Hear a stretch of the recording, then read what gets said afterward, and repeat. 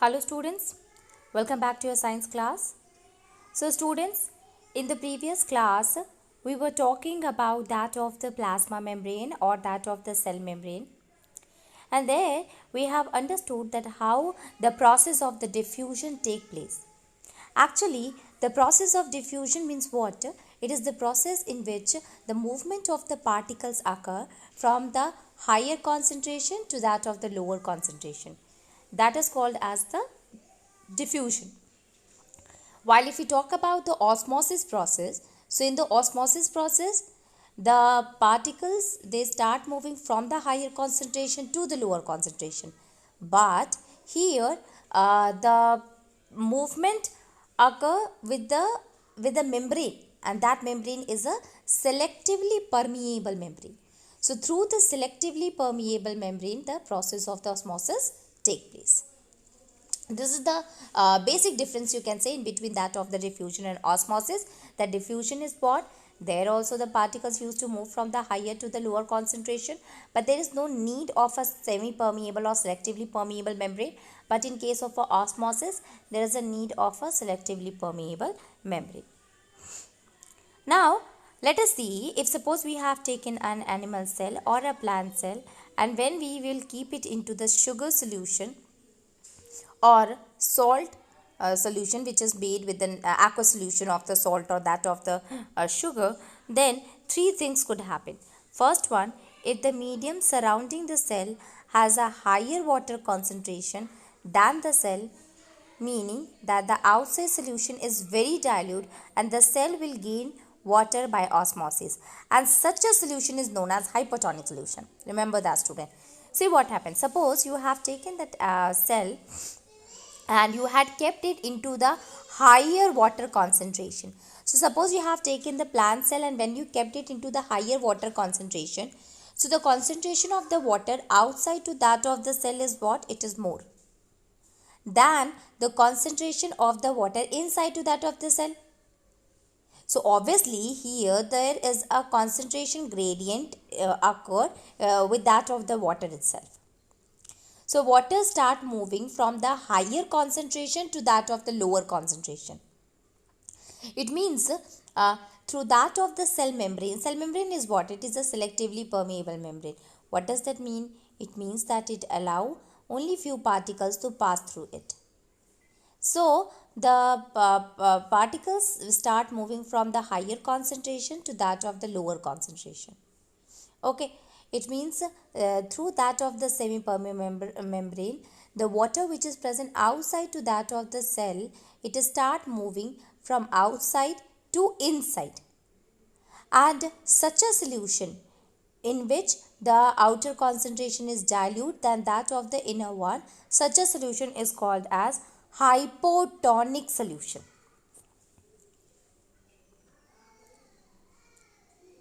Okay, so what happened here? The outer water which is present outside to that of the cell start moving inside to that of the cell. Now what happened here now? Since the water is what? It is moving from outside to inside. So this cell is gaining a good amount of water, and due to which this becomes turgid, or we can say the cell swells up. See, it is written here. Water molecules are free to pass across the cell membrane in both directions. But more water will come into cell than will leave. The net result is that water enters the cell is likely to swell up. So, the water outside to that of the cell membrane, it is more than that of the which is present inside to that of the cell membrane. And ultimately, the water start moving from the higher concentration from outside to inside. And the overall result will be what? The water starts entering into the cell, and ultimately the cell it becomes turgid, or the cell swells up. Okay, so this happens. It means if suppose we have taken a plant cell or animal cell, and when we will keep it into hypotonic solution, then the cell will swell up. Second one, If the medium has exactly the same water concentration as the cell, and there will be no net movement of water across the cell membrane, such a solution is called as isotonic solution. It's really very important, student. Medium has exactly the same water concentration as the cell, and there are no net movement of the water across the cell. Such a solution is called as isotonic solution. See here, suppose you have taken the plant cell or animal cell, and you had kept it into the solution in which the water which is present outside to that of the cell and the water which is present inside to that of the cell, the concentration at both the side will remains the same.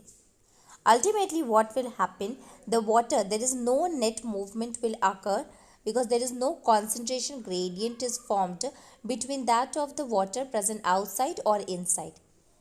Ultimately, there is no such movement occur when a cell is kept in a solution, and such kind of a solution is called as isotonic solution. So what will happen if suppose when we kept a plant cell or that of the animal cell into the hypotonic solution? So when we keep the plant cell or animal cell into the hypotonic solution, water, it crosses the cell membrane in both direction, but the amount going in is the same as the amount going out.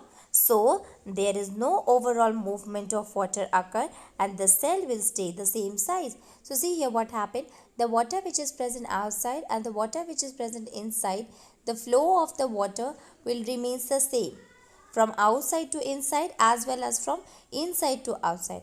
Ultimately, the net flow, it will be 0. Okay, net flow will be 0, net flow of water will be 0, and such kind of a solution is isotonic. It means there is no such kind of a change we will find in the size of the cell. So in the first case, we have seen that when we keep the cell into a hypotonic solution, the cell swells up, and when we keep the cell in an isotonic solution, the size will remain the same. Now let us see when we keep the cell into a medium which is having low concentration of a water.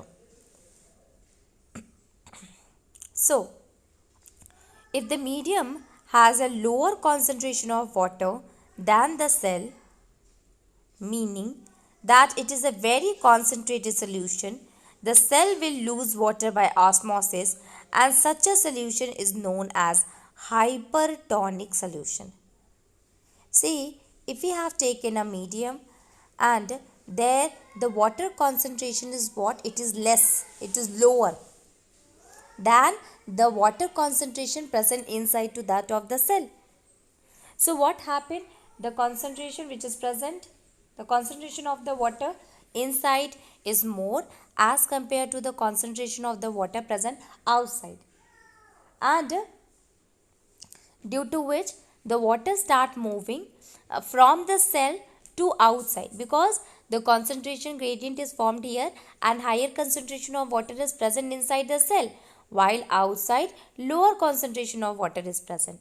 Ultimately, the water start moving from the from inside to outside, okay, from the higher to the lower concentration. And such a solution in which when we keep the cell start losing water, such kind of a solution is called as hypertonic solution.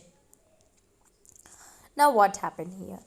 Again, when the water start crossing the cell membrane in both the direction, but since the time has more water, since this time more water leaves the cell than enter it, and ultimately the cell will shrink.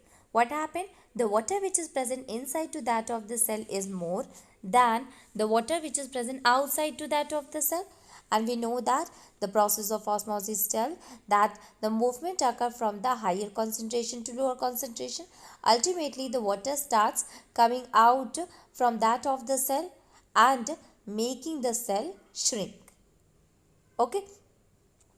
So this is the three condition that what will happen when we kept the cell into a hypotonic, what will happen when we kept the cell into isotonic, and what will happen when we will keep the cell into the hypertonic. Okay, so all these three type of a solution used to show the different kind of results. In the first one, the cell become turgid, and second one, there is no change in the shape, and third one, there is a shrinkage of the cell can be seen. Thus, osmosis is what? It is a special case of diffusion through a selectively permeable membrane. So, it's a kind of a diffusion only, in which there is a movement of particles from the higher concentration to that of the lower concentration. But here only difference is that it is having a semi-permeable membrane from where the movement of the water occur from the higher to that of the lower concentration. Okay, this is the only difference. Now let us try out the following activity. Now see here. Osmosis with an egg. Remove the shell of an egg by dissolving it in dilute hydrochloric acid. We have taken an egg and we have removed the shell by dipping it into dilute hydrochloric acid.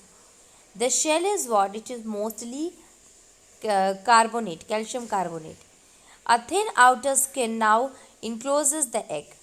Put the egg in pure water and observe. After 5 minutes, what do we observe? The egg swells because water passes by the osmosis. So, we will take a shell and we will take a cell and we will remove the shell by dissolving it into dilute hydrochloric acid. Now, the shell is what?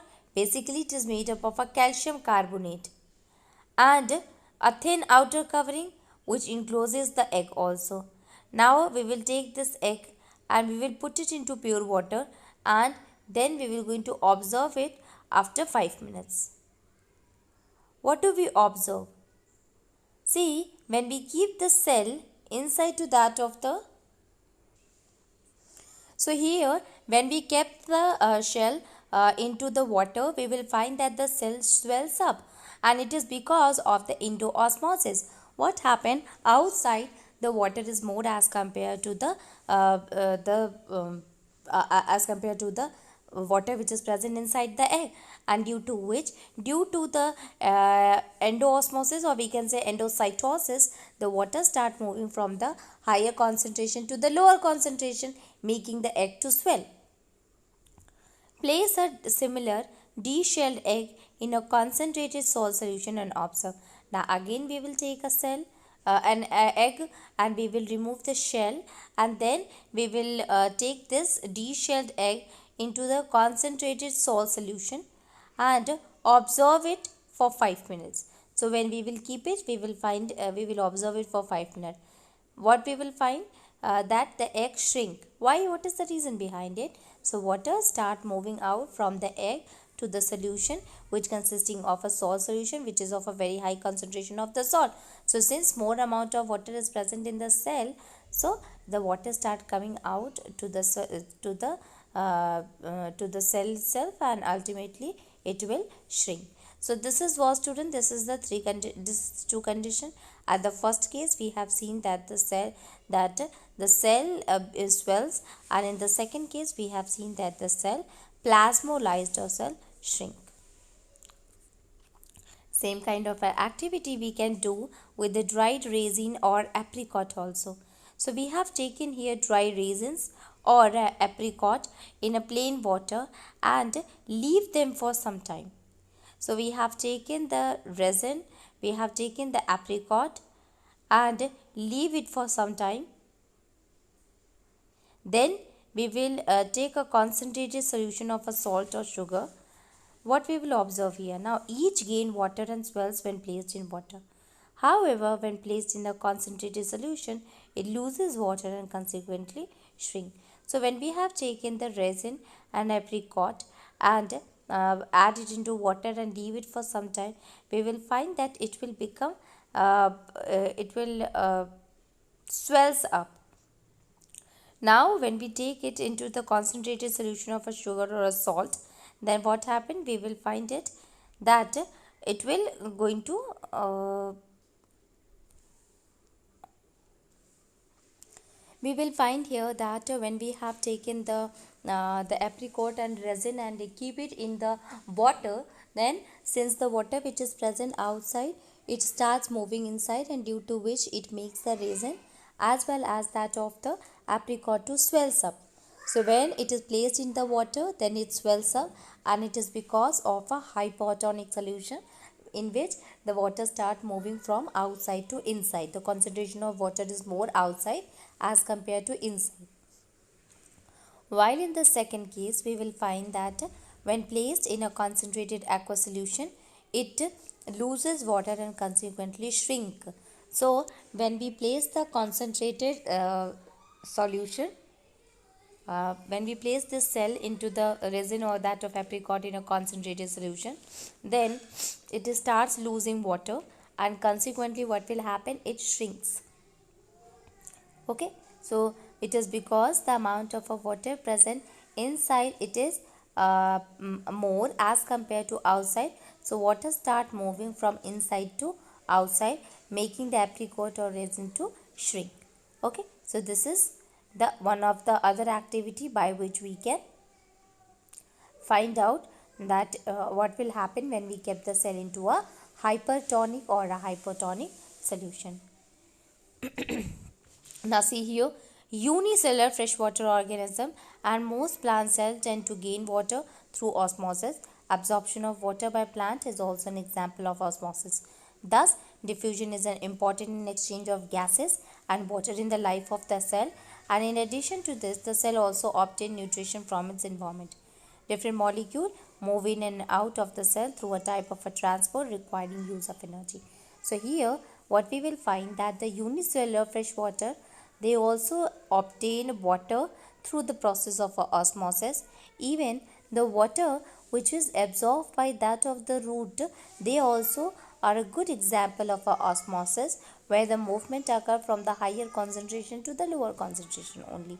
Okay, so basically we are knowing that most of the time the diffusion process occur in nature, in which the object, the particles start moving from higher concentration to the lower concentration. Now plasma membrane is what? It is flexible. It is made up of organic molecule, lipid and protein. However, we can also observe that the structure of the plasma membrane, we can see it, we can see the structure, we can understand the structure only with the help of the electron microscope. Now let us see here. The flexibility of the cell membrane also enables the cell to engulf in food and other material from the external environment. Such processes are known as endocytosis. This is really important to understand that. Flexibility of the cell membrane also enables the cell to engulf food and other material of the external environment, such is called as endocytosis. Amoeba acquire its food through such process. Okay, so the cell membrane, basically it is what? It is flexible. And why cell membrane is a flexible? Cell membrane is flexible so that the food particles can be engulfed easily. Not only the process of the endocytosis, in which the particles undergo it enters inside the cell, but also for the exocytosis also the movement occur from the cell. So basically the flexibility of the cell membrane enable the engulfing of the food. Like if we take an example, that is amoeba. In case of amoeba is what? It is having pseudopodia, and pseudopodia keeps on changing the shape, and when food is close to it, it adjusts its shape in such a way so that it can absorb or it can take the food inside the body. Okay, so one of the method by which we can obtain food is endocytosis also. Here the thing that we have to understood here, okay, that is, at the first case we have seen the diffusion and osmosis. In diffusion and osmosis, both are what? That is the passive passage diffusion, in which what?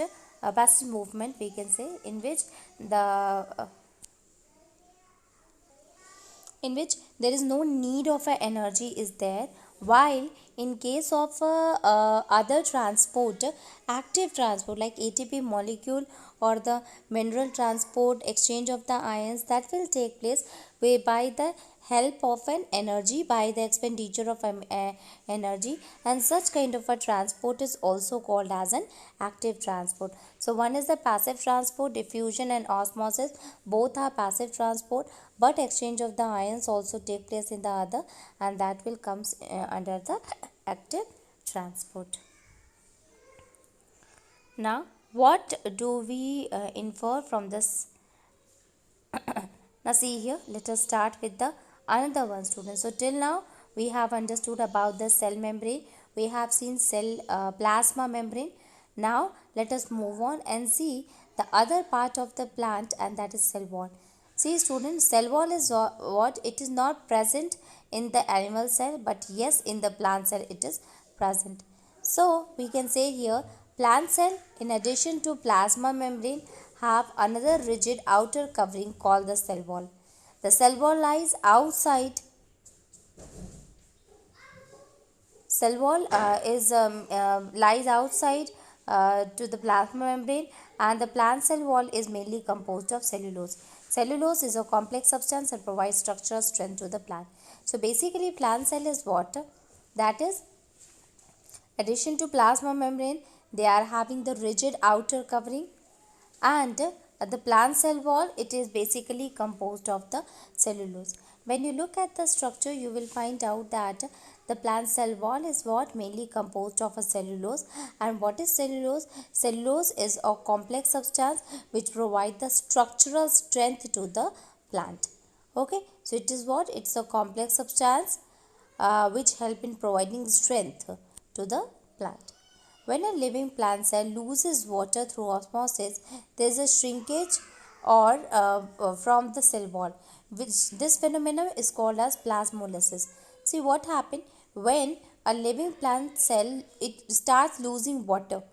Then what happened? There is a shrinkage or contraction of the molecule occur, and this process in which it happens, it is called as plasmolysis. Plasmolysis, the plasma membrane, and breakdown of the plasma membrane is a plasmolysis. So we can say that this process in which the shrinking of the cell occur, that is called as a plasmolysis. Now let us see and observe this phenomena by performing the following activity. This is an activity which is given here, student. Mount a peel of Rio leaf under water on a slide and examine cells under under high power of microscope. Note that the small green granules called chloroplast, they contain a green substance called chlorophyll. Put a strong solution of a sugar or salt solution in it. Put a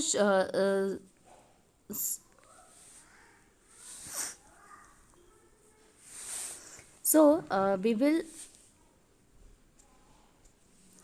put a strong solution of a sugar or salt on the mounted leaf on the slide. Wait for a minute. Observe under a microscope. Now place some Rio leaves in a boiling water for a few minutes. This kills the cell. Then mount one leaf on a slide and observe it under a microscope. Put a strong solution of a sugar or salt in the mounted leaf on the slide. Wait for a minute and observe it again. What do you find? Does plasmolysis occur here? Now see here, from this activity, what do you infer? We infer that only living cells, not that of the dead cells, are able to absorb water by the process of osmosis. So cell wall, it permits the cell of the plant, fungi and bacteria to withstand with a hypertonic external media without bursting. And in such a case, the cell tend to take up water by osmosis. The cells swell, building up a pressure against the cell wall, and the wall exerts an equal pressure against the swollen cell.